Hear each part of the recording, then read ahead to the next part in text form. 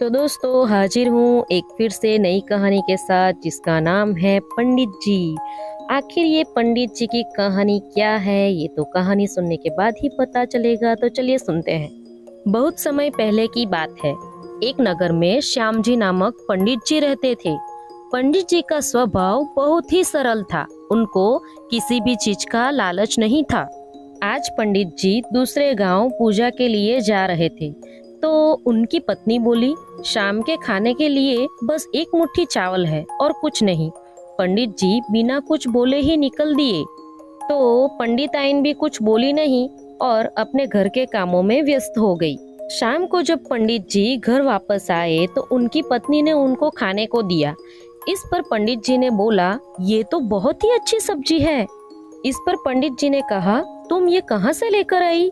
पत्नी ने कहा, आज सुबह जब मैंने आपसे कहा कि घर में एक मुट्ठी चावल है तो आपने इमली के पेड़ की तरफ देखा, तभी मैं समझ गई थी और मैंने इमली की सब्जी बनाई। तो पंडित जी ने कहा, अब तो हमको भोजन की कोई चिंता करने की जरूरत ही नहीं है। पंडित जी तो बहुत खुश थे। पंडित जी जिस नगर में रहते थे, जब उस नगर के राजा को पंडित जी की गरीबी का पता चला तो राजा ने पंडित जी को अपने महल के पास आकर रहने का प्रस्ताव दिया, लेकिन पंडित जी ने मना कर दिया। इस पर राजा को बहुत अजीब सा लगा और वह खुद पंडित जी की छोटी सी कुटिया में मिलने के लिए पहुंच गए।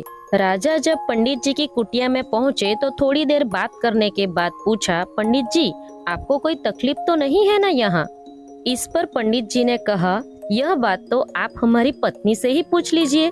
फिर यही बात राजा ने उनकी पत्नी से पूछी। तो पंडित जी की पत्नी ने कहा, नहीं, अभी तो मेरे कपड़े भी नहीं फटे हैं और मटका भी नहीं टूटा है और तो और इमली का पेड़ भी है। इसीलिए हम लोगों को अभी कोई भी परेशानी नहीं है। हम दोनों बहुत ही कम चीजों में बहुत ही खुश रहते हैं। यह बात सुनकर राजा बहुत ही खुश हुए और उन दोनों को प्रणाम करके अपने राज्य में वापस चले गए। तो दोस्तों इस कहानी से हमें यह सीख मिलती है कि हमें अपने जीवन में खुश रहना सीखना होगा।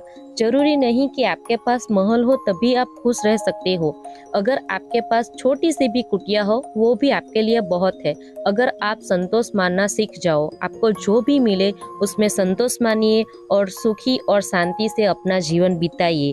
और अगर आपको थोड़ी सी भी कहानी अच्छी लगी हो ना, तो प्लीज़ यार लाइक शेयर एंड सब्सक्राइब। मैं बहुत मेहनत करती हूँ और मुझे बहुत देर भी लग जाती है, तो प्लीज़ यार लाइक किया करो and subscribe also. Thank you.